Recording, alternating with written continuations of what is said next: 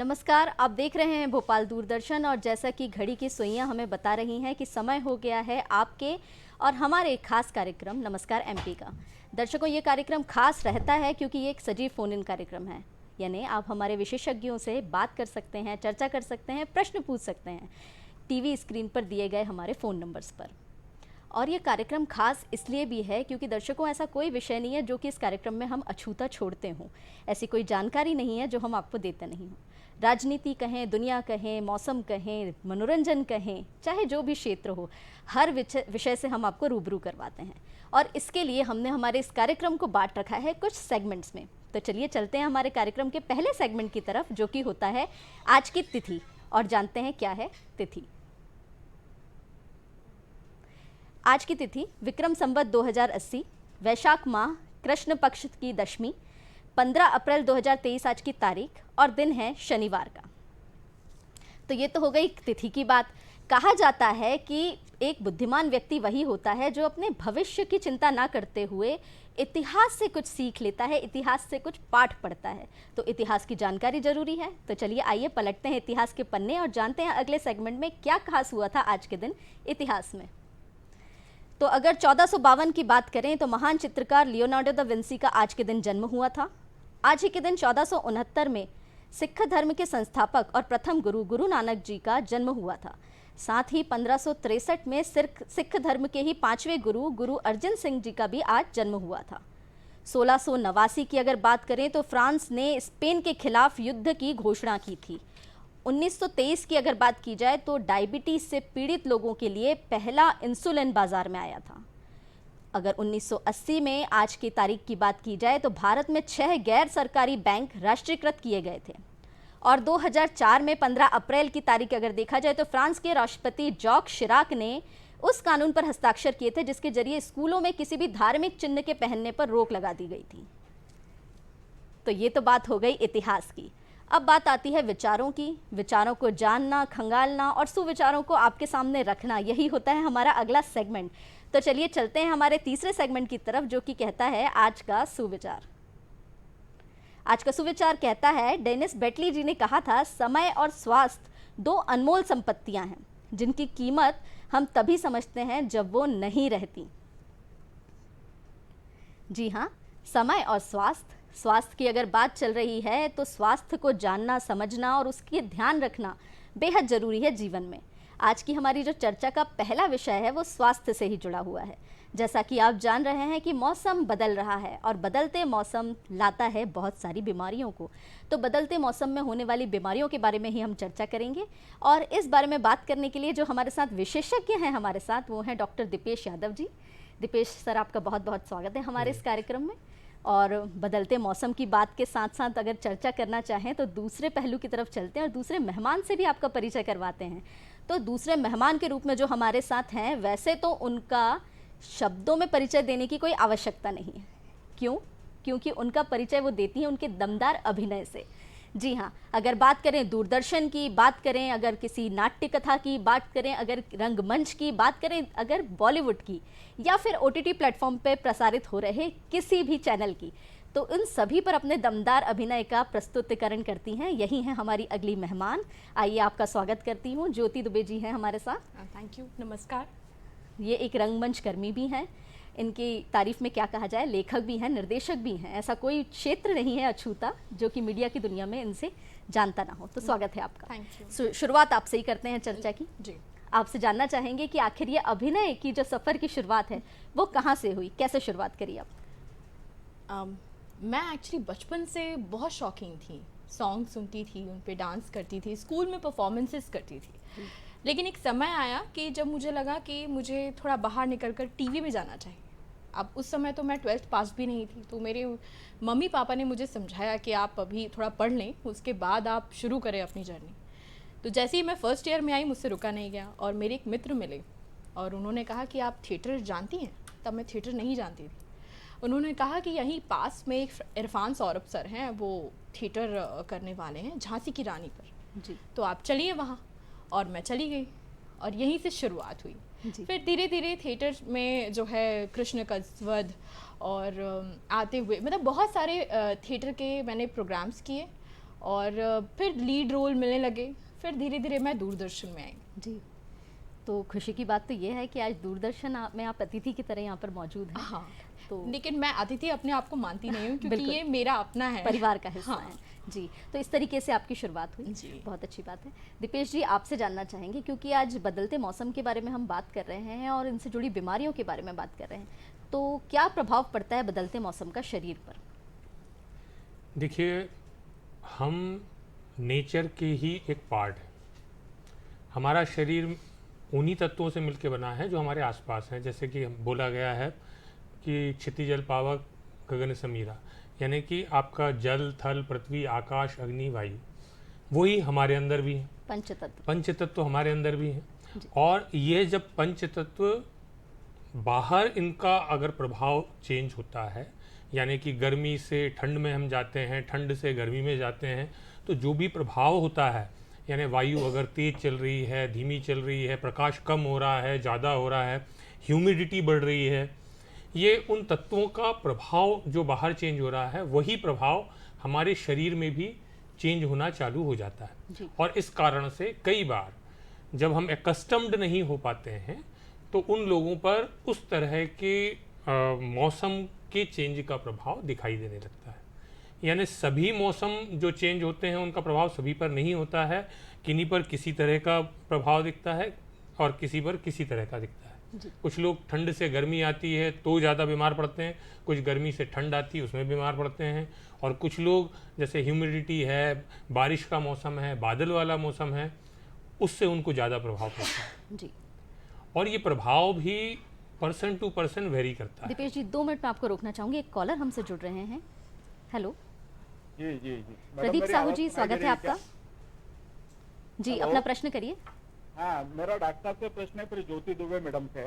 जी, मेरा डॉक्टर साहब ये प्रश्न है, एक कोई पेशेंट या पर्सन होम्योपैथिक ट्रीटमेंट के लिए जाना चाहता है और उस समय ट्रीटमेंट लेता है और उसको कोई फायदा नहीं होता, मैं बता रहा हूँ इस बात में, तो उसको कितने समय के बाद ये डिसीजन लेना चाहिए कि इस ट्रीटमेंट को कंटिन्यू करना है कि नहीं करना है? क्योंकि जहाँ तक मेरी नॉलेज, लोग बाग ऐसा कहते हैं कि होम्योपैथी में इंस्टेंट रिलीफ नहीं मिलता।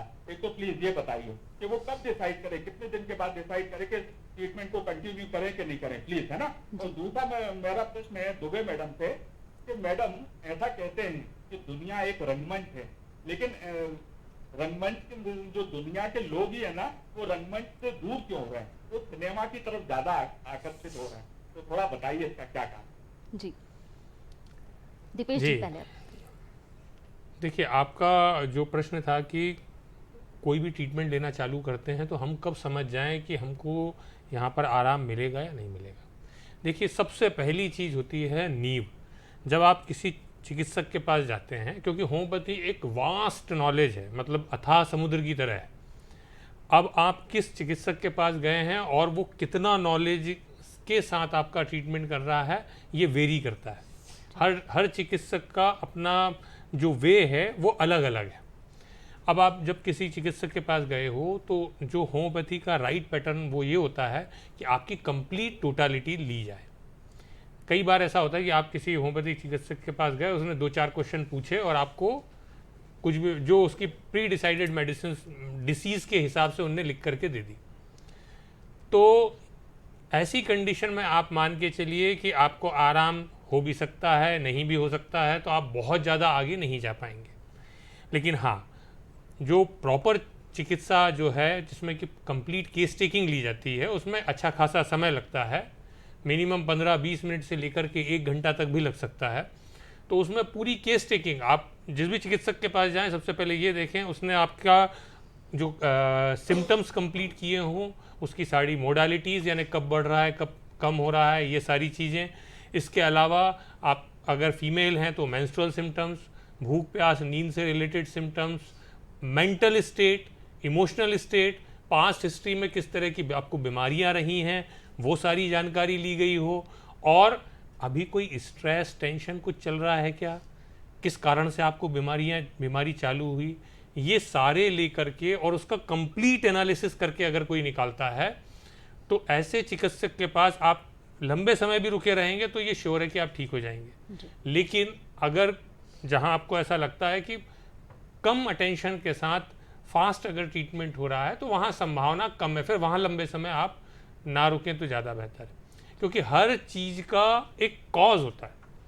अगर देखिए जैसा भी आपने बताया कि होम्योपैथिक दवाइयाँ स्लो काम करती हैं, ये बात बिल्कुल सही नहीं है, क्योंकि अगर राइट प्रॉपर पोटेंसी में सही तरीके से अगर दवाई काम करती है, सही डोज दिया जाए तो उसका इम्पैक्ट तुरंत दिखता है। लेकिन चूंकि होम्योपैथी में अधिकतर क्रॉनिक डिसीज़ वाले ज़्यादा लोग आते हैं, जैसे आर्थराइटिस है, अब ये सालों या ज़िंदगी भर रहने वाली बीमारी है, माइग्रेन है, सालों चलने वाली बीमारी है, ऐसी क्रॉनिक डिसीज़ जब आप लेकर के आओगे तो सामने वाला आपको पेन किलर नहीं दे रहा है, वो क्योर करने के लिए दे रहा है। अगर उन्होंने रिलीफ दे दिया ये बड़ी बात है, और वो हमेशा के लिए लाइफ टाइम के लिए मिट जाए कुछ महीने में भी, तो वो तो फास्टेस्ट हुआ। क्योंकि जो बीमारी का लाइफ टाइम ट्रीटमेंट ना हो, अगर कोई चिकित्सक आपको कुछ महीने में ठीक करके दे रहा है, यानी कि वो फास्ट हुआ। और इसी तरह से एक्यूट डिसीज़ में होम्योपैथी तुरंत काम करती है, विद इन फ्यू मिनट्स। अगर राइट सिलेक्शन है, राइट डोज है, तो फ्यू मिनट्स उसका एक्शन होता है। जी, तो बहुत अच्छे से आपने जवाब दिया। ज्योति जी आपसे जवाब लेंगे, पर उसके पहले एक कॉलर और हमसे जुड़ रहे हैं, महेंद्र पटेल जी हैं दमोह से।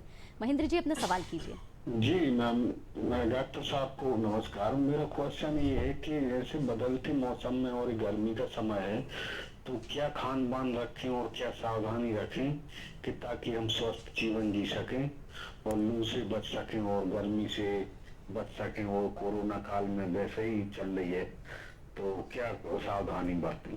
जी, आपका जवाब देंगे, पहले ज्योति जी से जवाब जान लेते हैं जी। पहले प्रश्न का। प्रदीप जी, आपका प्रश्न बहुत अच्छा है। दुनिया एक रंगमंच है, ये वाकई सही बात है। हम कहीं ना कहीं एक अभिनेता के तौर पर अपनी ज़िंदगी को जी रहे होते हैं। जब इस दुनिया में ना कैमरा नहीं था, मल्टीमीडिया नहीं था, तब यहाँ रंगमंच की शुरुआत हुई। धीरे धीरे मल्टीमीडिया आया, कैमरा आया, लोग कैमरे की तरफ आकर्षित होने लगे, क्योंकि एक ही समय पे ज़्यादा से ज़्यादा लोगों से कनेक्ट हो पाते थे। लेकिन अभी भी ऐसा नहीं है कि रंगमंच की दुनिया कहीं ख़त्म हो रही है या लोग नहीं जा रहे हैं। आज भी बड़े बड़े अभिनेता रंगमंच भी करते हैं, और साथ ही साथ वो कैमरे पे भी दिखाई देते हैं। और मैं अगर बोलूँ तो कहीं ना कहीं हमारे लिए ये एक शुरुआती पार्ट है। थिएटर एक पार्ट है जो हमें सिखाता है कि हमें किस तरह बोलना है, कैसे खड़े होना है, हमें सभ्यता सिखाता है और हमें संवेदनशील बनाता है। तो थिएटर अभी ख़त्म नहीं हुआ है, ना ऐसा है कि लोग वहाँ जाना नहीं पसंद करते। आज भी लोग थिएटर करते हैं, मैं खुद भी थिएटर करती हूँ, साथ ही साथ कैमरा, वेब सीरीज़ या फिल्में जो भी ऑफर्स आते हैं उनमें भी काम करती हूँ। जी, तो एक तरीके से कहा जाए तो रंगमंच जो है वो नींव रखता है किसी भी कलाकार की। बिल्कुल। तो नींव जितनी मजबूत होगी, कलाकार उतना ही उम्दा होगा। तो आगे आपसे जानते हैं, दीपेश जी प्रश्न था आपके लिए। जी, देखिए महेंद्र जी का क्वेश्चन था कि किस तरह का हम आहार लें। जी, समय अलग अलग मौसम हो, अलग अलग समय हो, और कितनी इंटेंसिटी है किसी सीज़न की, उस हिसाब से हमको हमारी डाइट डिसाइड करना चाहिए, पहली चीज़। दूसरी बात, हमारी खुद की तासीर क्या है, ये सबसे इम्पॉर्टेंट होता है। हम जनरलाइज करके नहीं बोल सकते कि भाई इसी तरह की आप डाइट लो। अगर किसी की सर्दी की तासीर है तो उसको कोल्ड फूड या कर्ड है या जितने तरह के फ्रूट्स हैं उसको शाम को लेने के लिए मना बोलेंगे। अब इन जनरल अगर बात करी जाए, जैसे अभी जो सीज़न चल रहा है कि अभी ठंड जाना शुरू हो गई, ख़त्म हो गई, और गर्मी की शुरुआत हो गई है, तो ऐसे समय में गर्मी का मतलब ये है जहाँ हमको पानी की ज़्यादा ज़रूरत है, क्योंकि इस समय पर्स्पिरेशन ज़्यादा होता है, पसीना ज़्यादा निकलता है, और बाकी अन्य माध्यमों से यूरिन वगैरह जितने भी एक्सक्रीशन हैं उनके माध्यम से भी शरीर अपना जो है पानी निकाल रहा होता है, और बॉडी का टेम्परेचर रेगुलेट करता है उसके माध्यम से। तो पानी की हमें सबसे ज़्यादा ज़रूरत है, और उसके लिए हम हाइड्रेटेड रहें, यानी कि किसी भी माध्यम से ज़्यादा पानी पीते रहें, यह सबसे ज़रूरी है। अच्छा, पानी के लिए सिर्फ पानी ही ज़रूरी नहीं है, पानी हमारी बॉडी में रिटेन भी रहे। आप पानी तो बहुत ज़्यादा पी रहे हैं, और आजकल जैसा देखने में आता है कि लोग आर ओ वाटर का पानी पीते हैं और उसका TDS बहुत डाउन कर देते हैं। भाई 50, 60, 70 का पानी पीते हैं TDS का, जिसमें मिनरल्स होते ही नहीं है। तो जब आप ऐसा पानी पियोगे और मिनरल्स अगर अंदर नहीं है तो वो पानी टिकेगा ही नहीं। आपको लगेगा मैंने इतना पानी पी लिया, लेकिन बॉडी में नहीं रहेगा। तो सबसे इम्पॉर्टेंट चीज़ है प्रॉपर TDS का पानी होना चाहिए, 125, 150 मिनिमम इतना TDS रख के ऐसा पानी पीना चाहिए। दूसरी बात, आप जितने जो सैलड्स हैं, फ्रूट्स हैं, स्प्राउट्स हैं, नट्स हैं, जितनी कच्ची चीज़ें हैं उनको अपनी डाइट में ज़रूर ऐड करें।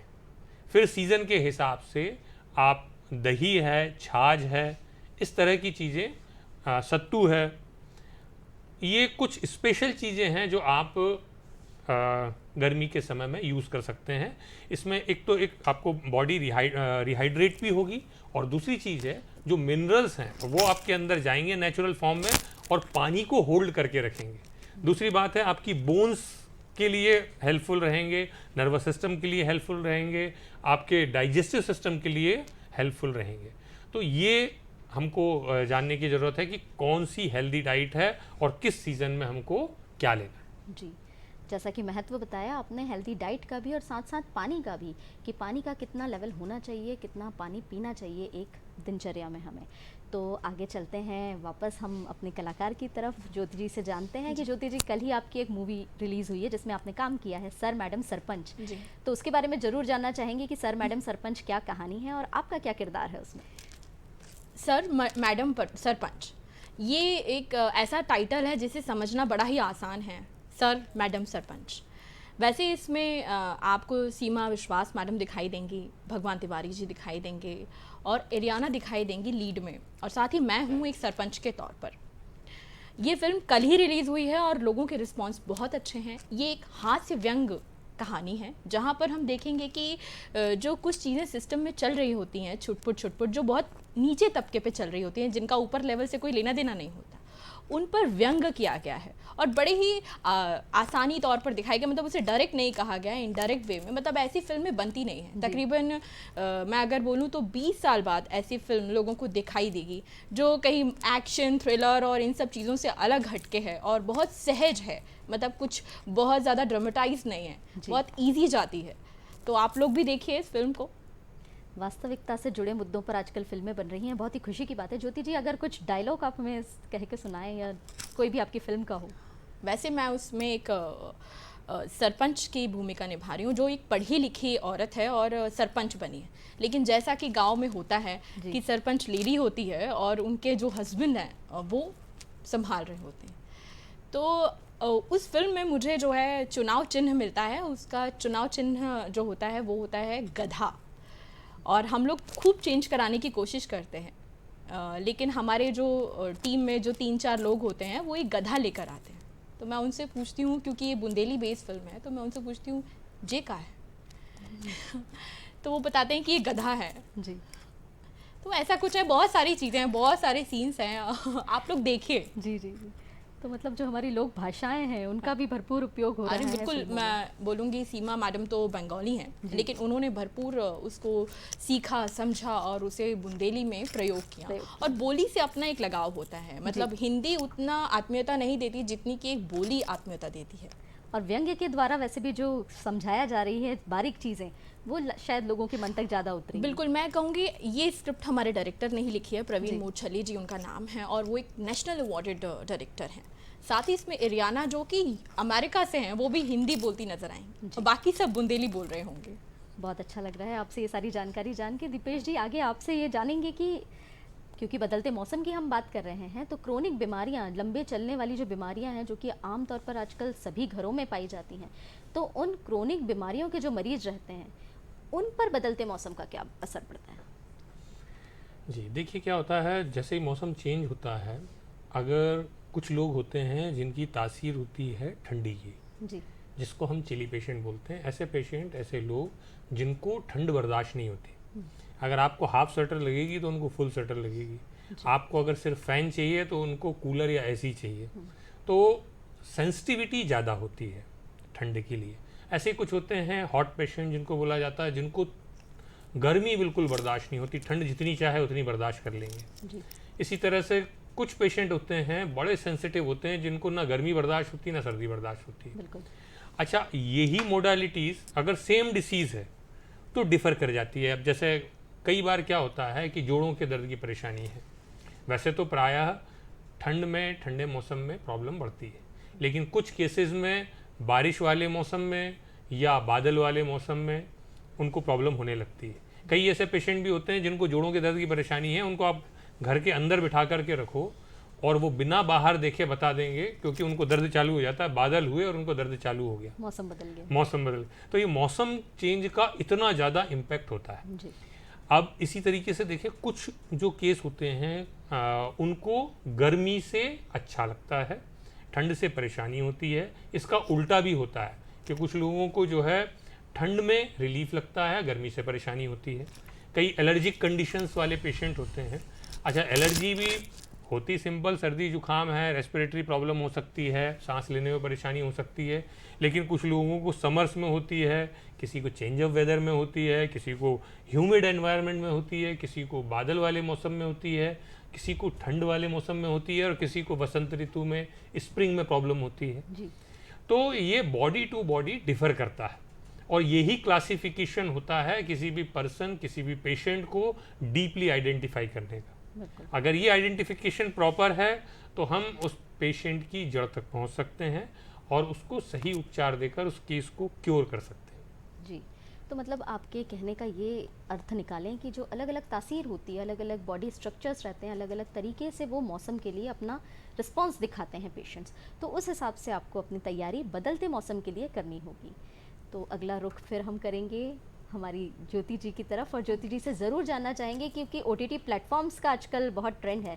वेब सीरीज़ की अगर बात करें तो कौन कौन सी ऐसी वेब सीरीज़ हैं जिसमें आपने काम किया है? मैंने पंचायत में काम किया है जी। और ये लॉकडाउन में ही रिलीज़ हुई थी, और उस समय तो मुझे नहीं पता था कि इतना वायरल हो जाएगा वो सीन। उसमें मैं एक छोटे बच्चे का नाम रखना चाहती हूँ, जिसका नाम मैं रखना चाहती हूँ आत्माराम। जी। और जो उसमें मेरे पति का किरदार कर रहे हैं वो रखना चाहते हैं आरव, क्योंकि वो अक्षय कुमार जी के बेटे का नाम है। जैसा कि आजकल होता है कि हम सेलिब्रिटी से बहुत इंस्पायर होते हैं और अपने बच्चे का नाम लगभग वही रखना चाहते हैं। तो उस पर वो लड़ाई झगड़ा है, सचिव जो हैं उसमें पंचायत में, उनसे हम लड़ाई झगड़ा करते हैं, और खूब वो वायरल भी हुआ और लोगों को पसंद भी आया। इसके अलावा मैंने महारानी भी की है, जिसमें एक रंजना कुमारी का कैरेक्टर किया है। ये काफ़ी लंबा प्रोसेस था, इसमें बहुत जस्टिफाइड है, लोगों को बहुत पसंद आया एक पुलिस ऑफिसर का कैरेक्टर। हालांकि वो बाद में मर जाती है, लेकिन आप देखेंगे तो आपको बहुत अच्छा लगेगा। ग्रहण में भी मैंने काम किया है, वानी का रोल किया है, रंगबाज में भी काम किया है। ऐसे जैसे मौका मिलता है वैसे काम करते हैं। कहानी में किरदार भले ही उसकी मौत हो जाए, पर जो एक रंगमंच पर आप असर छोड़ते हैं अपने अभिनय से, उसकी मौत कभी नहीं होती, वो हमेशा जिंदा रहता है। बिल्कुल। जी ज्योति जी।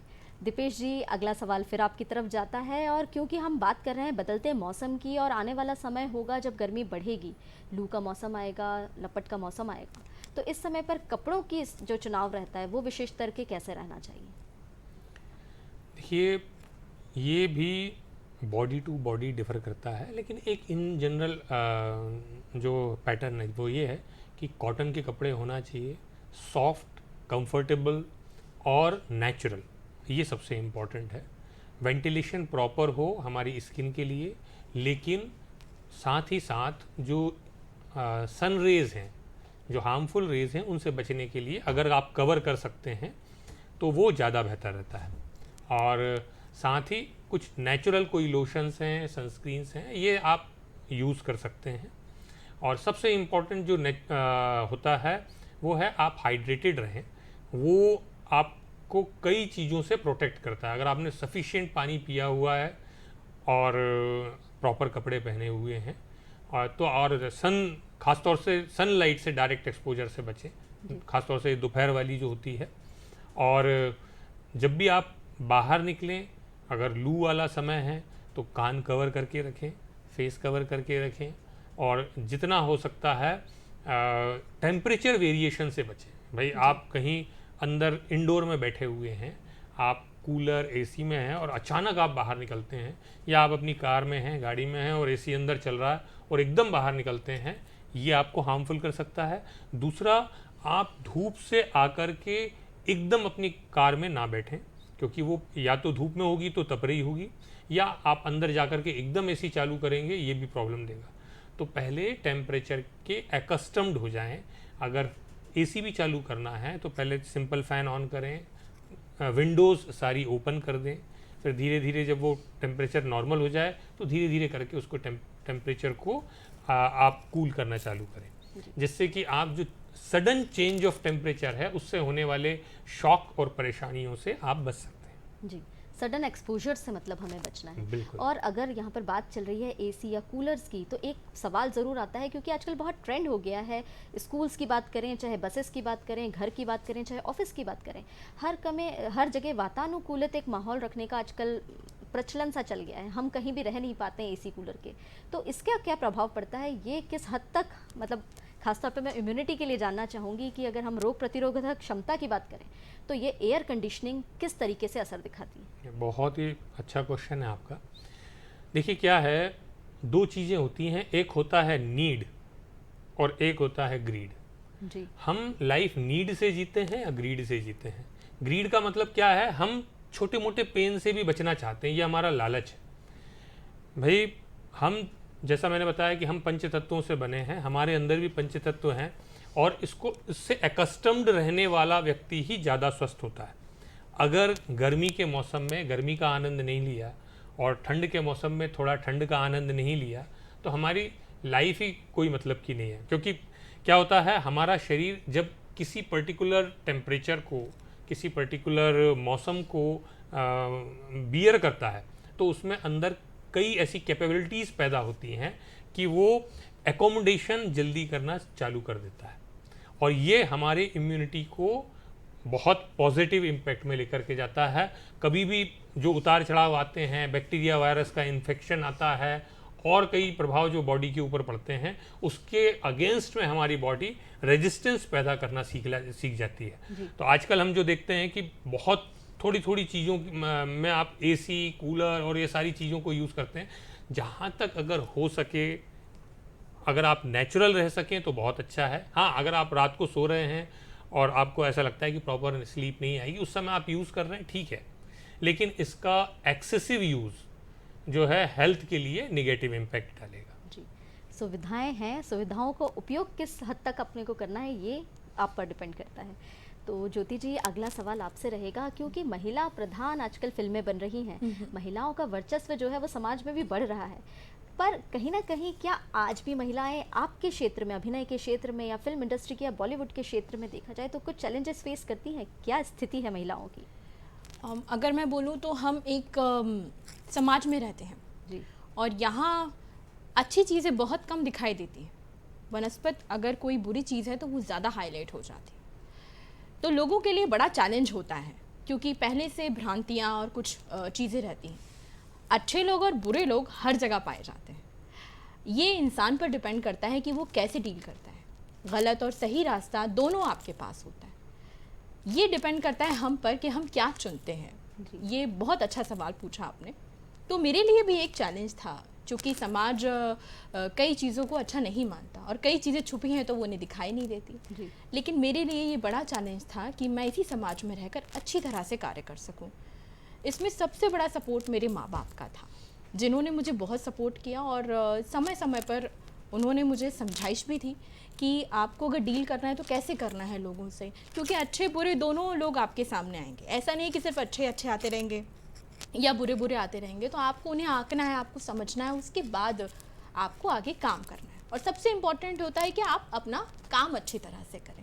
और मुझे लगता है समाज में जो भी महिलाएं बाहर काम करती हैं, उनके लिए एक बहुत बड़ा चैलेंज होता है कि वो घर से बाहर निकलें, क्योंकि वो जैसे ही घर से बाहर निकलती हैं उनके आजू बाजू के लोग कुछ ना कुछ, क्योंकि उनकी आदत में है ये, भले ही वो अच्छा काम कर रहे होंगे लेकिन कहीं ना कहीं वो उन्हें मेंटली प्रेशर देंगे कि अरे बाहर निकल के क्या काम करना, औरतें कहाँ बाहर काम करती।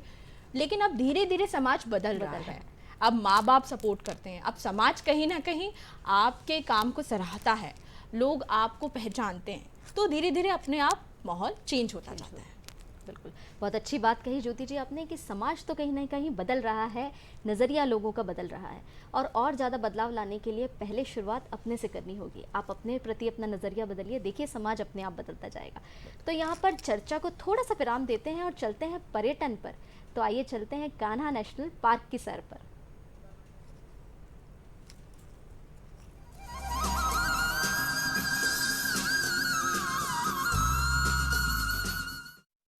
शहर के कोलाहल से दूर प्रकृति की सुंदरता को निहारना और घने जंगलों के बीच सन्नाटे की आवाजों को सुनना बड़ा ही रोमांचक अनुभव हुआ करता है। नीरवता में जीव जंतुओं की आवाजें और अलसुबह तरह तरह के पक्षियों की चहचहाट के साथ नींद से जागना तरोताजा कर दिया करता है। मध्य प्रदेश के कान्हा टाइगर रिजर्व में वन्य जीव जंतुओं और जैविक विविधता के साथ प्रकृति के ऐसे ही अनोखे रूप अक्सर देखने को मिला करते हैं। नैसर्गिक सुंदरता यहाँ अपने अलग अलग रंगों में सचमुच बेहद खूबसूरत दिखाई देती है।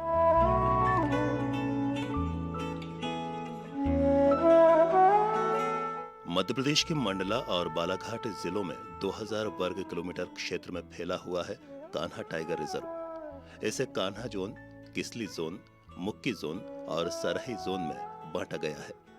मैकॉल पर्वतमाला की हलोन घाटी और बंजर घाटियों के घने जंगलों में यहाँ तरह तरह के जीव जंतुओं और वनस्पतियों को फलने फूलने का मौका मिला करता है।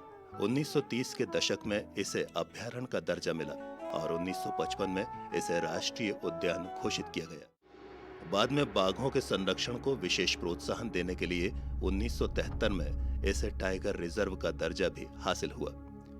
अंग्रेजी उपन्यासकार रुडयार्ड किपलिंग की किताब जंगल बुक की पृष्ठभूमि भी कान्हा के ही घने जंगलों से प्रेरित है।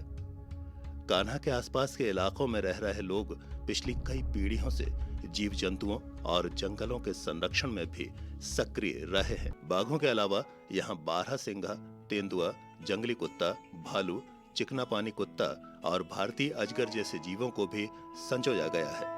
वास्तव में तो 300 से अधिक पक्षी प्रजातियां, 43 स्तनपायी, 26 सरीसृप और 500 से अधिक कीट प्रजातियां इस जैव संरक्षित क्षेत्र में मौजूद हैं। वहीं वनस्पति में साल और बांस के वन क्षेत्र यहाँ की खासियत है। इसी प्रकार 10 तरह के पुष्पधारी पौधों की 850 प्रजातियां यहाँ मौजूद हैं। दरअसल इस जैविक विविधता को संरक्षित करने में स्थानीय निवासियों का भी वन विभाग के साथ साथ महत्वपूर्ण योगदान रहा है। नाम भले ही कान्हा टाइगर रिजर्व हो, लेकिन अगर कान्हा के किसी एक जीवन को चुनने को कहा जाए तो वो निस्संदेह बारहसिंघा होगा। बड़े भूरे रंग का हिरण प्रजाति का ये जंतु दुनिया में केवल कान्हा में ही पाया जाता है। 20 साल पहले ये लुप्त प्राय हो गया था, पर विशेष प्रयासों का नतीजा है कि कान्हा के जंगलों में एक बार फिर ये बड़ी संख्या में कुलांचे भर रहा है।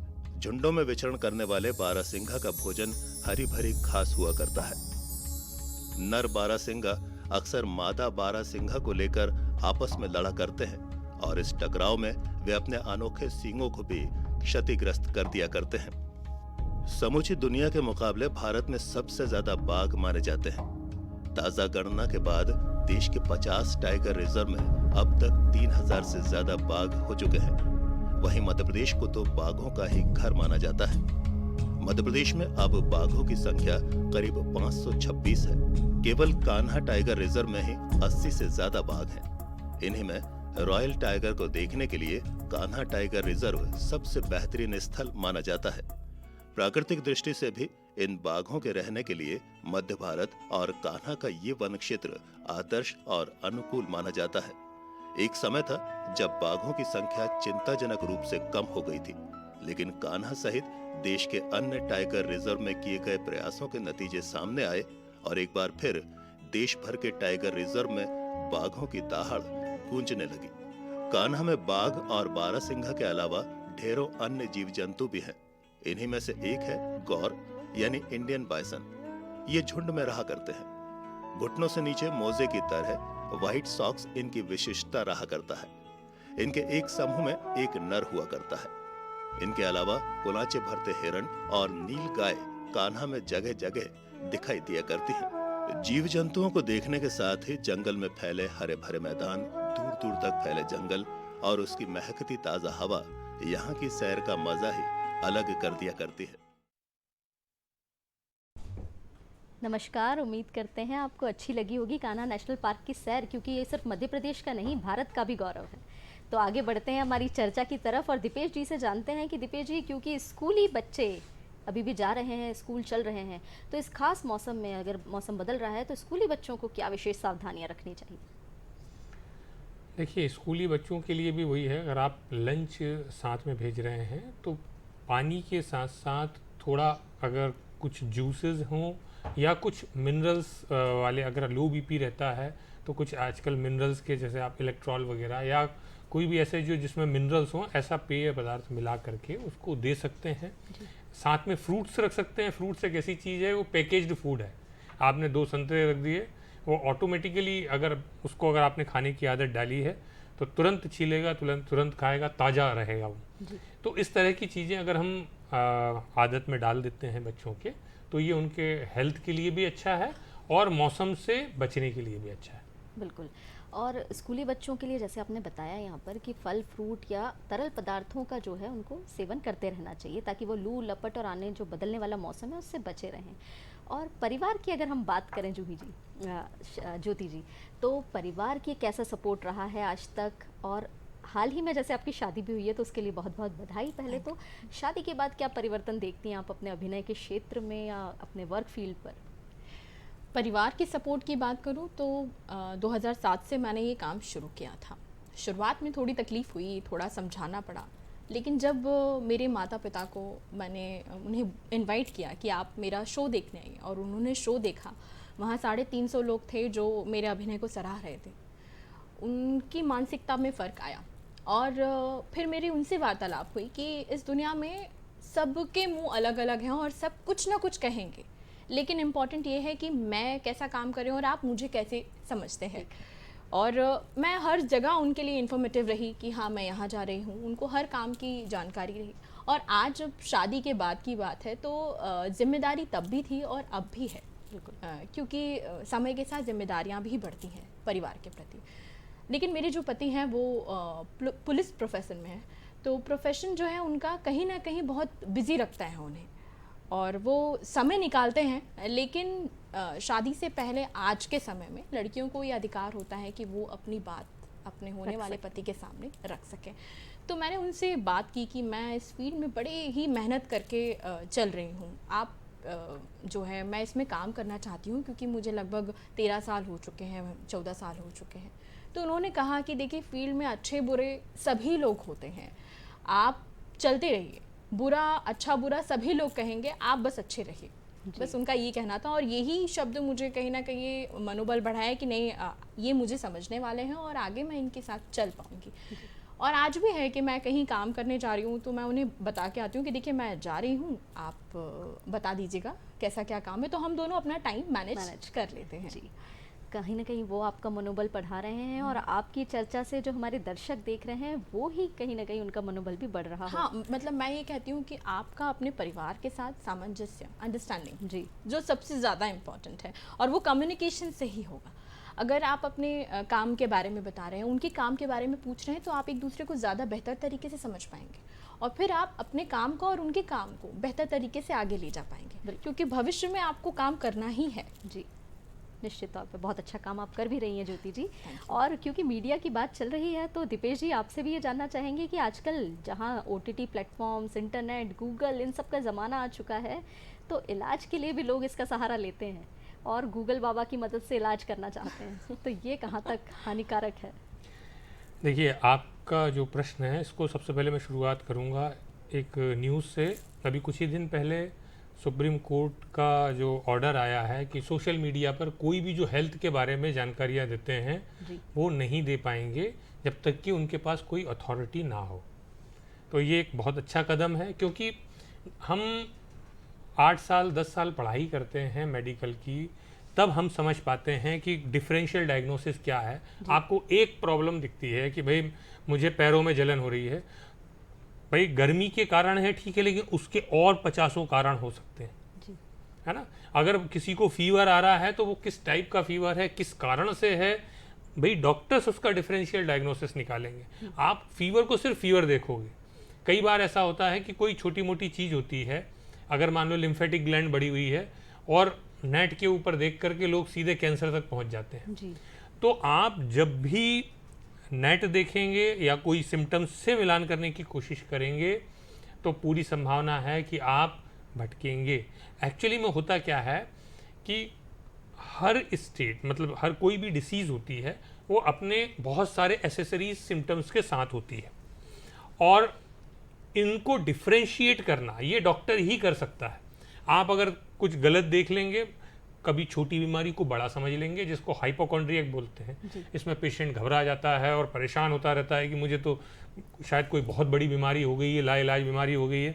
तो मालूम चल रहा है कि जितना नुकसान उसको बीमारी नहीं दे रही, उससे ज़्यादा उसको एंग्जाइटी दे जाएगी। और कई बार इसका उल्टा भी हो सकता है कि आपने उस बीमारी को बड़ा लाइटली ले लिया और वो थी थोड़ी गंभीर बीमारी, और आपको फिर बाद में मालूम चल रहा है नहीं, मैंने तो गलत डिसीजन ले लिया। तो बीमारियों के बारे में कंसर्न जो डॉक्टर्स हैं उनसे कंसल्ट करना बहुत ज़रूरी है। और हाँ, दूसरी एक विशेष बात मैं आपको और बता दूं जो एकदम अलग बात है, वो ये है, लोग एलोपैथी वाले डॉक्टर के पास जाकर के पूछते हैं साहब हम होम्योपैथी करवाएं नहीं करवाएं, आयुर्वेदिक करवाएं नहीं करवाएं। तो भाई सबसे इम्पोर्टेंट चीज़ है, अगर आप वकील से डॉक्टर के बारे में, डॉक्टर से वकील के बारे में पूछोगे, ये चीज़ सही नहीं है। हमारे पास अगर आकर के कोई हमसे पूछेगा कि हम आयुर्वेदिक में हम ये ट्रीटमेंट ले रहे हैं, करवाएं नहीं करवाएं, तो वो आयुर्वेदिक वाला डॉक्टर उसकी पैथी के बारे में ज़्यादा अच्छे से बता सकता है। उनको मालूम है कि उनकी फील्ड का स्कोप क्या है या क्या उनकी सीमाएं हैं। होम्योपैथी वाला डॉक्टर होम्योपैथी का बता सकता है, एलोपैथी वाले डॉक्टर एलोपैथी में बता सकता है। कभी कभी ये देखने में आता है कि भाई लोग उसको अतिक्रमण करते हैं कि भाई अगर दूसरी पैथी का डॉक्टर किसी दूसरी पैथी के बारे में बताएगा तो ये भी बिल्कुल सेम वही प्रक्रिया होगी कि जो सोशल मीडिया में देखने वाली बात है। क्योंकि हर डॉक्टर ने अपनी पैथी के बारे में, अपनी मेडिसिन के बारे में उसने पढ़ा हुआ है 10 साल, आपने नहीं पढ़ा हुआ है। तो ये चीज़ ज़रूर समाज में पहुंचना चाहिए और होना चाहिए कि जिस पैथी का डॉक्टर हो और जिस डिसीज़ से रिलेटेड डॉक्टर हो उसी से आप प्रॉपर कंसल्ट करें ताकि आप राइट डिसीजन पर पहुंच पाएँ। क्योंकि अगर आपने गलत डिसीजन लिया, गलत जगह सलाह ली और अगर आप भटकते हैं, परेशान होते हैं, तो वो जिम्मेदारी भी आप ही पर आती है। नुकसान पेशेंट ही उठाएंगे। बिल्कुल सही। और कोर्ट ने भी ये आदेश दिए हैं कि अब गूगल बाबा का सहारा आप इलाज के लिए तो कम से कम ना करें। कोई भी परेशानी होने पर चिकित्सक का सलाह ज़रूर लें, चिकित्सक से परामर्श ज़रूर लें। यहाँ पर ज्योति जी आपसे फिर हम रुक करेंगे आपकी तरफ और ज़रूर जानना चाहेंगे कि क्योंकि अभिनय में भावों की बहुत महत्वता रहती है। जितने भाव से आप अभिनय करेंगे उतनी ही बात आपके लोगों तक पहुँचेगी। तो आप किस तरीके से भाव अपने जो हैं वो अभिनय में चुनती हैं और उनका दिखाती हैं? बहुत अच्छा सवाल है ये। भाव, हर इंसान का अपना एक स्वभाव होता है और हर इंसान का अपना एक कहने का, बोलने का, रोने का, हंसने का तरीका होता है और इंसान अपने अनुभव से सीखता है। हम जैसे जैसे अनुभवी होते जाते हैं वैसे ही वैसे हमारे अभिनय में भी निखार आता है। तो कहीं ना कहीं हम भाव अपने ज़िंदगी से ही लेते हैं। हम जो कैरेक्टर पकड़ते हैं वो हमारे आसपास के लोग होते हैं। हम कभी गांव की किसी औरत को देखते हैं तो हम उनसे चरित्र लेते हैं। हम कभी किसी एक बड़ी ही अमीर शहजादी से मिलते हैं तो हम उनसे कुछ चरित्र लेते हैं। तो एक्टर का अपना स्वभाव होता है, वो कुछ अच्छी अच्छी चीज़ें, बुरी बुरी चीज़ें कैरी करता है और समय आने पर अपने अभिनय में डालकर पेश करता है और इस तरह से भाव लेकर आते हैं। सबसे पहले तो हमें जो स्क्रिप्ट मिलती है उसका भाव क्या है वो समझना होता है। उस कैरेक्टर को हम समझ जाएंगे तो उसके भाव को भी समझ जाएंगे। जैसे आपका भी अपना एक स्वभाव है, आप अलग तरह से रोते होंगे, अलग तरह से हंसते होंगे। अगर मैं आपके कैरेक्टर को करूं तो मुझे आपको समझकर उसी तरह से व्यवहार अपना करना पड़ेगा। तो इस तरह से एक्टर्स भाव लेकर आते हैं। जी, तो मतलब एक्टर एक तरीके से पानी की तरह होते हैं, जिसका किरदार वो निभाएंगे उसमें पूरी तरीके से उनको उतरना पड़ेगा, तभी वो चीज़ वो दर्शकों के सामने पेश कर पाते हैं। जी ज्योति जी, बहुत अच्छी चर्चा आपसे हो रही है यहाँ पर। और दीपेश जी, आपसे भी आगे यही हमारा सवाल रहेगा कि क्योंकि फ्लू का भी एक मौसम चल रहा है, बदलते मौसम में फ्लू भी एक बहुत बड़ा विषय है, तो फ्लू से कैसे बचाव किया जाए, खासतौर पर बच्चों को या युवाओं को, जो ऑफिस जाने वाले लोग हैं, वो कैसे बच सकते हैं? देखिए, फ्लू, जिसको दूसरे शब्दों में इन्फ्लुएंजा भी बोलते हैं, वायरल बोलते हैं, मोर ओवर लगभग ये सेम ही है। और जो पहले आपका जो चल रहा था कोविड, जी, अब आप देखेंगे तो इनको डिफ्रेंशिएट करना बड़ा मुश्किल है। क्योंकि देखिए, वायरल की सबसे बड़ी पहचान ये होती है फीवर के साथ, मोटा मोटा बस आप ये समझिए, जब भी आपको फीवर के साथ सर्दी, खांसी, जुकाम हो तो आप ये समझ लीजिए कि वायरल है, फ्लू के लक्षण। तो सबसे इम्पॉर्टेंट चीज़ ये है, आप उस समय घबराएं नहीं, क्योंकि वायरल अपना कोर्स पूरा करके जाता है, 7 से 10 दिन लेता है। हाँ, अब पहले दिन से ही अगर हम मिसमैनेजमेंट करते हैं, क्या होता है, फीवर आया, अगर माइल्ड फीवर भी है, 100 के आसपास भी फीवर है, तो भी तुरंत पैरासीटामोल ले लिया या दवाइयाँ ले ली, बहुत जल्दी दवाइयाँ ले ली, बिना किसी तकलीफ के दवाइयाँ ले रहे हैं आप, आपको हल्का फुल्का गले में दर्द है, हाथ पैरों में दर्द है, तुरंत दवाई आपने खा ली, तो आप बॉडी को उस वायरस से डील करने का समय नहीं दे रहे हैं। भाई हमारा एक इम्यून से, कभी कोई दवाई ठीक नहीं करती है किसी भी पेशेंट को या व्यक्ति को, उसका इम्यूनिटी ठीक करता है। जिस समय इम्यूनिटी खत्म हो जाता है तो दुनिया में फिर कोई दवाई काम नहीं करती है। तो कभी भी अगर कोई इन्फेक्शन आया है तो शरीर को उसको समझने दे। भाई बॉडी का एक मैकेनिज्म होता है, कोई वायरस अगर आया है, बैक्टीरिया आया है, तो पहले वो डिटेक्ट करता है, कोई पर्टिकुलर टाइप की लिम्फोसाइट्स होती हैं उनसे, फिर असेस करके उस तरह के उसके अगेंस्ट एंटीबॉडीज़ बनाता है ताकि उससे डील किया जा सके। इसी तरह से जो टेम्परेचर होता है, जैसे बॉडी ने टेम्परेचर बढ़ाया या इन्फ्लामेशन हुआ, छींकें आ रही हैं, ये सब हो रहा है, तो ये एक बॉडी का मैकेनिज़्म है कि वो बॉडी ने अपना टेम्परेचर इसलिए बढ़ाया कि वहाँ पर जो टॉक्सिन्स थे एक तो वो बढ़ा रहे हैं, दूसरी चीज़ ये है बॉडी का डिफेंस मैकेनिज़्म भी है कि बॉडी अपने आप को टेम्परेचर बढ़ा करके उन जो सिंगल सेल्यूलर ऑर्गेनिजम्स हैं, माइक्रो ऑर्गेनिजम्स हैं, उस हाई टेम्परेचर के ऊपर वो कम सर्वाइव कर पाते हैं। यानी कि अगर आपका टेम्परेचर बढ़ा हुआ रहेगा और आपको ज़्यादा परेशानी नहीं हो रही है तो ऐसा व्यक्ति वायरल से बहुत जल्दी बाहर निकल करके आ जाता है। और वायरल हो रहा है और बॉडी को आप पूरा काम अगर करने दे रहे हो, बस आप इतना यूज़ करो कि अगर कोई आपका टेम्परेचर 102-3 के ऊपर जा रहा है, बहुत ज़्यादा सीवियर प्रॉब्लम हो रही है, तो आप बिल्कुल असिस्टेंस लो, फिर आप दवाई लो जहाँ आपको लगता है, लेकिन ओवर ट्रीटमेंट नहीं लेना चाहिए। आज भी विदेशों में वायरल इन्फेक्शन के लिए जहाँ तक हो सकता है कोई दवाई नहीं दी जाती है, और हमारे यहाँ तुरंत एंटीबायोटिक और ये सारी चीज़ें चालू कर दी जाती हैं। तो वायरल अगर आपके पास आप सही तरीके से 1-2-4 बार अगर हो जाएगा तो आपकी बॉडी की इम्यूनिटी इतनी अच्छी हो जाती है कि फिर वायरस आकर के पास ऑन हो जाता है, आपको इन्फेक्ट नहीं करता है जी। तो डिसीज होना ज़्यादा बुरी बात नहीं है। कई बार क्या होता है, एक्सपोजर से आप स्ट्रांग बनते हो। हमारा शरीर जितना मेहनत करता है, ये जिम की तरह है।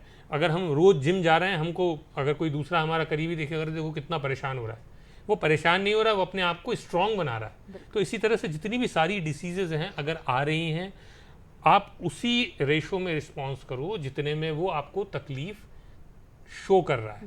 देखिए डिसीज का नाम भी होता है डिसईज, मतलब जिस प्रोपोर्शनेट में आप अनईजी महसूस कर रहे हो उसी प्रोपोर्शनेट में आप बॉडी को ट्रीट करो। डिसप्रोपोर्शनेट ना हो कि बस नाम सुन करके वायरल है और आपने उठा करके स्ट्रॉन्गेस्ट मेडिसिन लेना चालू कर। तो रोग प्रतिरोधक क्षमता की जो आपने बात बताई, वो जितनी मजबूत रहेगी, रोगों से लड़ने की क्षमता आपके अंदर उतनी ज़्यादा रहेगी। आखिरी सवाल, क्योंकि समय बहुत हमारे पास सीमित है, तो ज्योति जी आखिरी सवाल कि आगे की क्या प्रोजेक्ट्स हैं आपके पास, संक्षिप्त में बताइए। आगे एक फिल्म है गिरगिट, उसमें मैं एक रोल कर रही हूँ। साथ ही साथ मैंने चित्रकूट पे एक डॉक्यूमेंट्री की है जिसके डायरेक्टर रवि विलियम सर हैं, और वो भी अभी आप OTT प्लेटफॉर्म पे देखेंगे, हॉटस्टार पे देखेंगे। और चूँकि मैं एक निर्देशक भी हूँ, रंगमंच से जुड़ी हुई हूँ, तो आगे मैं कुछ नई नई कविताएं, संगोष्ठी भी उससे ऑर्गेनाइज़ करूँगी। इस तरह से मैं आगे काम करने वाली हूँ। तो ज्योति जी बहुत अच्छा लगा आप आज यहाँ पर आई, और निर्देशक की तरह, लेखक की तरह, एक अभिनेत्री की तरह जो आप एक मध्य प्रदेश की पहचान बना रही हैं। उम्मीद करते हैं सभी का नाम रोशन होगा, आपका भी होगा, और आप आगे नए नए मुकामों पे पहुँचेंगी। दीपेश जी आपका भी बहुत बहुत धन्यवाद, आज आप यहाँ पर आए। मौसम से संबंधी आपने हमें इतनी सारी जानकारियाँ दी जो बीमारियाँ से लड़ने और रोगों से लड़ने के लिए काम आएंगी। तो दर्शकों, कैसा लगा आपको हमारा आज का कार्यक्रम? और क्योंकि आज हमने बात करी है बीमारियों के बारे में भी, और आपके मनोरंजन के साथ हमने यहाँ पर रूबरू करवाया ज्योति दुबे जी से भी आपको, जिन्होंने आपको बताया रंगमंच, सिनेमा, OTT प्लेटफॉर्म्स के बारे में जो वो कार्य करती हैं। तो अंत करते हैं हमारे कार्यक्रम का, क्योंकि अब वक्त हो चला है अगले पड़ाव का। तो एक बात से मैं अंत करना चाहूँगी कि खुश हैं तो एक बूंद भी बरसात की काफ़ी होती है, दुखी मन के आगे समंदर की भी क्या औकात है। तो यही उम्मीद करते हैं कि खुश रहेंगे, प्रसन्न रहेंगे, आगे बढ़ते रहेंगे आप सभी, और दूरदर्शन के साथ बने रहेंगे। इसी उम्मीद के साथ लेती हूँ आपसे विदा। नमस्कार।